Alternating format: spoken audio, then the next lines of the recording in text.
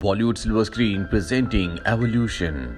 कहानी की शुरुआत में हमें एरिजोना डेजर्ट पर एक लड़के को दिखाया जाता है जिसका नाम वेन ग्रे है।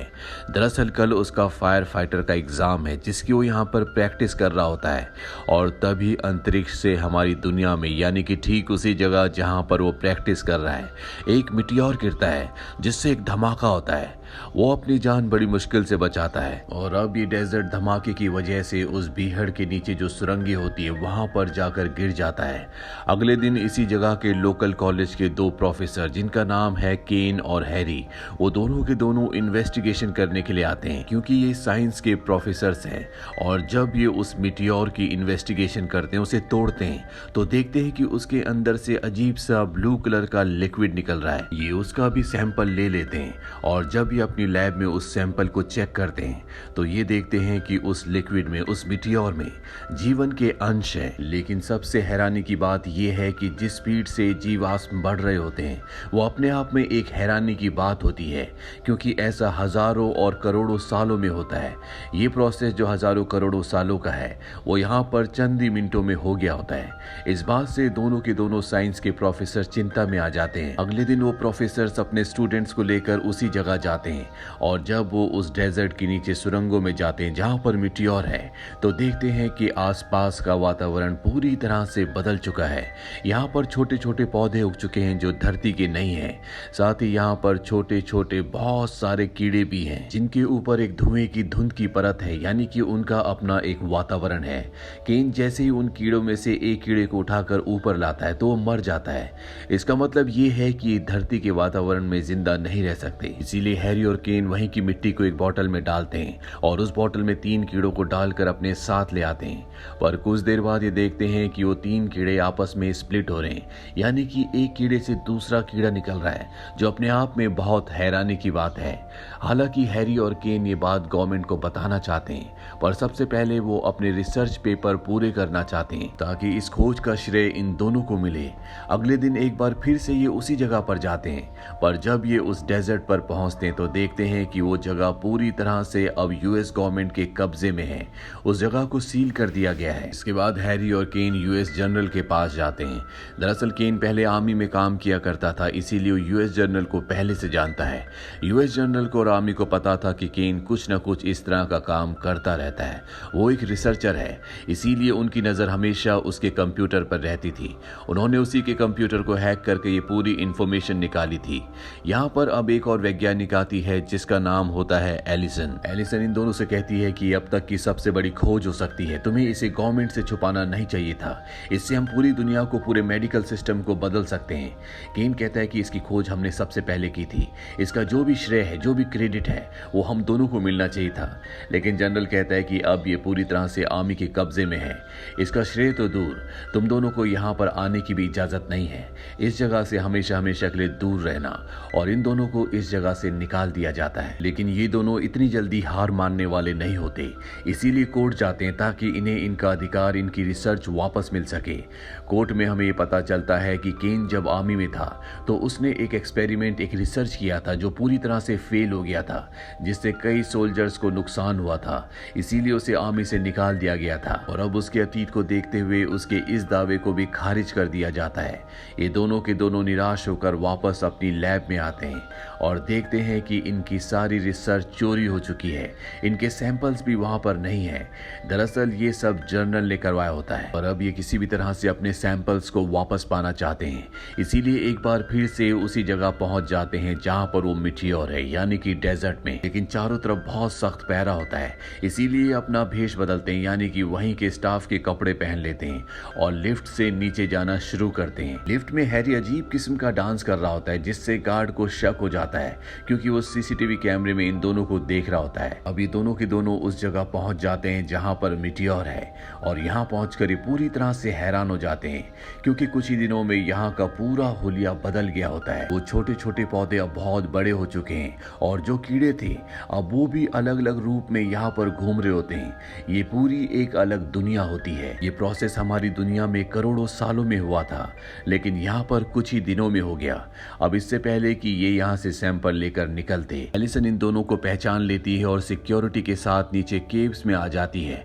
वो इन दोनों को यहाँ से जाने के लिए कहती है, पर तभी एक कीड़ा हैरी के सूट को फाड़कर उसकी बॉडी के अंदर घुस जाता है। दरअसल वो उसकी स्किन के अंदर जा चुका होता है, उसे बहुत दर्द हो रहा होता है। इसीलिए पीछे से हैरी की बॉडी के अंदर एक सर्जिकल टूल डाला जाता है जिससे उस कीड़े को बाहर निकाला जाता है। लेकिन बाहर जैसे ही वो हमारे वातावरण में आता है उस कीड़े की मौत हो जाती है, जिसका मतलब ये है कि ये कीड़े बहुत जल्दी विकसित तो हो रहे हैं, लेकिन अभी भी ये हमारे वातावरण में सांस नहीं ले सकते। ये सिर्फ उसी केव के अंदर जिंदा रह सकते हैं, क्योंकि उस केव में उसी जगह का वातावरण है जहां से वो मिटियोर आया है। वहीं दूसरी तरफ हमें वेन ग्रे को दिखाया जाता है, जिसने सबसे पहले मिटियोर को देखा था, जो फायर फाइटर की प्रैक्टिस कर रहा था। वो एक बंगले में एक पार्टी में वेटर का काम कर रहा होता है। अब जो आदमी ये पार्टी दे रहा होता है वो अपनी गर्लफ्रेंड के साथ बाहर लॉन में जाता है जहां पर एक छोटी सी झील होती है, और तभी उस झील के अंदर से एक एलियन क्रिएचर निकलता है जो उस आदमी का पैर पकड़कर खींचकर उसे पानी में ले जाता है। ये देखकर उसकी गर्लफ्रेंड डर जाती है। वेन ग्रे के ऊपर भी एक एलियन क्रिएचर हमला करता है, लेकिन इससे पहले कि वो वेन ग्रे को मारता वो यहाँ के वातावरण में खुद ब खुद मर जाता है। अगले दिन वेन ग्रे उस क्रिएचर को लेकर केन और हैरी के पास जाता है और उन्हें बताता है कि इसने मुझ पर हमला किया था, लेकिन इससे पहले कि ये मुझे मारता ये खुद ब खुद तड़प तड़प कर मर गया। केन और हैरी इस बात से परेशान होते हैं क्योंकि अब वो एलियन क्रिएचर उस जगह से निकलकर जमीन के नीचे से सीवर के थ्रू लोगों के घरों में भी आ रहे होते हैं। वहीं हमें एक घर को दिखाया जाता है जहां पर कुछ लेडीज होती हैं और तभी उन्हें वॉशरूम से कुछ आवाज आती है, और जब वो वॉशरूम का दरवाजा खोलते हैं तो वहां पर एक अजीब सा जानवर होता है। उन्हें लगता है कि ये नई ब्रीड का डॉग है। वो उसे प्यार करने की कोशिश करते हैं, पर तभी वो अपना मुंह खोलता है जिसके अंदर से उसकी लंबी सी जीभ बाहर निकलती है और वो उस लेडी का हाथ पकड़ लेता है। इससे पहले कि वो उस क्रिएचर को शूट करते, वो भी बाकी क्रिएचर्स की तरह अपने आप ही तड़प तड़प कर धरती के वातावरण में मारा जाता है। इस घर में इन्वेस्टिगेशन करने के लिए केन, हैरी और वेन ग्रे आते हैं, और जब वो घर के पीछे जाते हैं तो उन्हें अपनी आंखों पर विश्वास नहीं होता, क्योंकि यहाँ पर बहुत सारे ड्रैगन जैसे दिखने वाले एलियन क्रिएचर्स होते हैं जो उनके घर के पीछे हैं, जो कि एक डेजर्ट है। लेकिन ये सब के सब धरती के वातावरण में खुद ब खुद मर चुके होते हैं। दरअसल जिस जगह वो मिटियोर गिरा था वहां पर जमीन के नीचे हजारों टनल्स हैं, और ये टनल्स एक दूसरे से कनेक्टेड हैं, इसीलिए क्रिएचर्स अलग अलग जगह से निकल रहे होते हैं। अब जब ये सब इन्वेस्टिगेशन कर ही रहे होते हैं तभी वहां पर एक ड्रैगन बड़ी मुश्किल से अपने पैरों पर खड़ा होता है, और वो अपने पेट के अंदर से एक अंडा बाहर निकालता है, और उस अंडे के अंदर से एक वैसा ही ड्रैगन बाहर निकलता है। और अब ये बच्चा धरती के वातावरण में पैदा हुआ है, इसने यहाँ पर पहली सांस ली है, इसीलिए इस वातावरण को सह सकता है, ये इसमें जिंदा रह सकता है। और इससे पहले कि ये तीनों कुछ सोच पाते ये ड्रैगन यहाँ से उड़ जाता है। ये ड्रैगन उड़कर एक मॉल में जाता है जहाँ पर ये लोगों पर हमला करना शुरू कर देता है। ये तीनों भी यहाँ पर पहुंच जाते हैं और बहुत मुश्किलों का सामना करने के बाद ये उस ड्रैगन को शूट करके मार देते हैं। पर अब पूरे शहर को पता चल चुका है कि उनके शहर में एलियन क्रिएचर्स आ चुके हैं जो कि बहुत ही खतरनाक है। उनका शहर अब सुरक्षित नहीं है। ये बात मीडिया में फैल जाती है और अब हर एक इंसान गवर्नर से जवाब मांगता है। इसीलिए गवर्नर उस डेजर्ट में जाता है जहां पर वो लैब है जहां पर मिटियोर गिरा था, और वहां पर वो जर्नल से जवाब मांगता है। एलिसन बताती है कि ये जो एलियंस हैं ये बहुत जल्दी विकसित होते हैं, ये 1 से 2 और 2 से 4 हो जाते हैं, और अगले 2 महीनों में ये पूरे के पूरे शहर में फैल जाएंगे। अभी यहाँ पर केन, हैरी और वेन भी आ जाते हैं। जनरल अपनी जान बचाने के लिए सारा का सारा इल्जाम केन और हैरी के ऊपर डाल देता है। वो कहता है कि चोरी से नीचे लैब में घुसे थे, इसी वजह से सारे क्रिएचर्स पूरे शहर में फैल गए। लेकिन अब गवर्नर को इन बातों से कोई फर्क नहीं पड़ता, वो अपने शहर को बचाना चाहते हैं। वो कहते हैं कि मुझे इसका सोल्यूशन बताओ। जनरल कहते हैं कि जमीन के नीचे जितने भी केव्स है जहां पर ये क्रिएचर्स है वहां पर हम डायनामाइट बिछाकर एक बहुत बड़ा ब्लास्ट करेंगे, जिससे सारे के सारे क्रिएचर्स एक ही बार में मारे जाएंगे। पर गवर्नर इस बात का कोई जवाब नहीं देता। तभी इन्हें पता चलता है कि नीचे जहां मिटियोर है वहां से लिफ्ट से कोई ऊपर आ रहा है, जबकि कोई भी इंसान नीचे नहीं गया होता।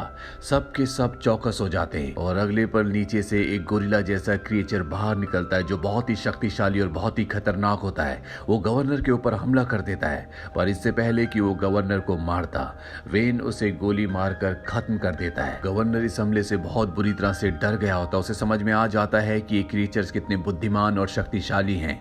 अगर इन्हें खत्म नहीं किया तो ये पूरी धरती पर अपना कब्जा कर लेंगे और इंसानों को अपना गुलाम बना लेंगे, क्योंकि ये क्रिएचर्स इंसानों की तरह सिचुएशन को भांप सकते हैं, प्लान कर सकते हैं। इसीलिए गवर्नर इजाजत दे देता है कि सभी को ब्लास्ट करके खत्म कर दिया जाए, यानी कि अब सारी कमान जनरल के हाथ में है।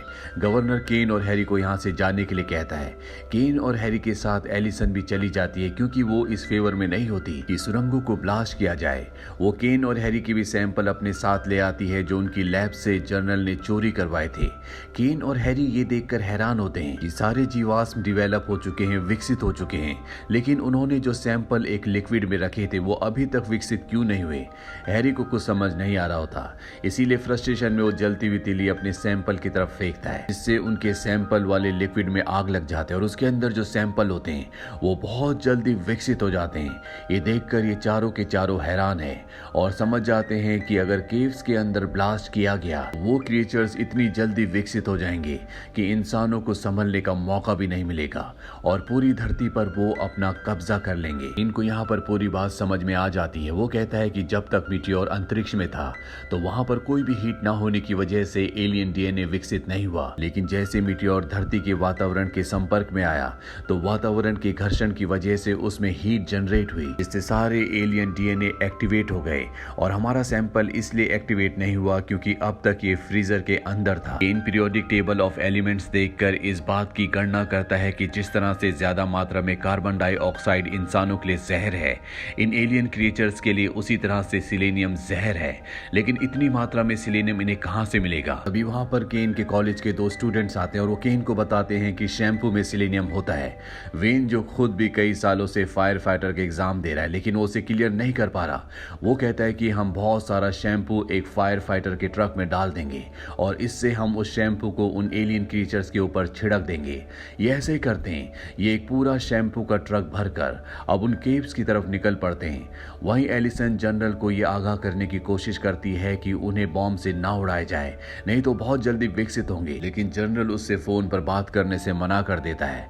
अब केन, हैरी और वेन तीनों के तीनों उन गुफाओं तक पहुंच जाते हैं जहां से अंदर जाकर उन क्रिएचर्स के ऊपर शैम्पू को छिड़क सकते हैं। पर इससे पहले कि ऐसा करते, जनरल उस जगह को ब्लास्ट करवा देता है और ब्लास्ट होते ही हीट की वजह से वहां पर जितने भी क्रिएचर्स होते हैं वो मर तो जाते हैं, लेकिन एक बार फिर से वो इकट्ठा होकर पूरी तरह से विकसित होना शुरू हो जाते हैं। जमीन के ऊपर उस क्रिएचर का एक बहुत बड़ा गोला दिखाया जाता है, जिस क्रिएचर का कोई भी रूप नहीं है, लेकिन बहुत ही जल्द पहले की तरह इसके अंदर से कई अलग अलग क्रिएचर्स निकलने वाले हैं और इससे पहले कि ये विकसित हो, अपने रूप में आए, इन्हें इसे खत्म करना होगा। इसीलिए चारों के चारों फायर ब्रिगेड का ट्रक लेकर एलियन के नीचे चले जाते हैं, जहां पर इन्हें एक होल दिखता है जहां से वो सांस ले रहा होता है और अब ये उसके अंदर पाइप डालकर सारा का सारा शैम्पू उसके पेट में डाल देते हैं। अब एलियन के अंदर हलचल होना शुरू हो जाती है और इससे पहले कि वो ब्लास्ट होता, ये सब के सब ट्रक लेकर यहाँ से बाहर निकल जाते हैं। अगले पल एक जोरदार ब्लास्ट होता है और उस एलियन क्रिएचर का खात्मा हो जाता है और इस तरह से केन, हैरी, एलिसन और वेन चारों मिलकर धरती को एलियंस के प्रकोप से बचा लेते हैं। गवर्नमेंट डिक्लेयर करती है कि ये चारों के चारों असली हीरो है। वेन को भी फायर फाइटर की जॉब मिल जाती है। वहीं केन और एलिसन जो एक दूसरे को पसंद करते हैं, अब वो भी डेट करना शुरू कर देते हैं। इसी के साथ ये फिल्म, ये कहानी यहीं पर खत्म हो जाती है। ये फिल्म ईयर 2001 में रिलीज हुई थी। IMDb पर इसकी रेटिंग है 6.1। उम्मीद करते हैं कि ये कहानी आपको पसंद आई होगी।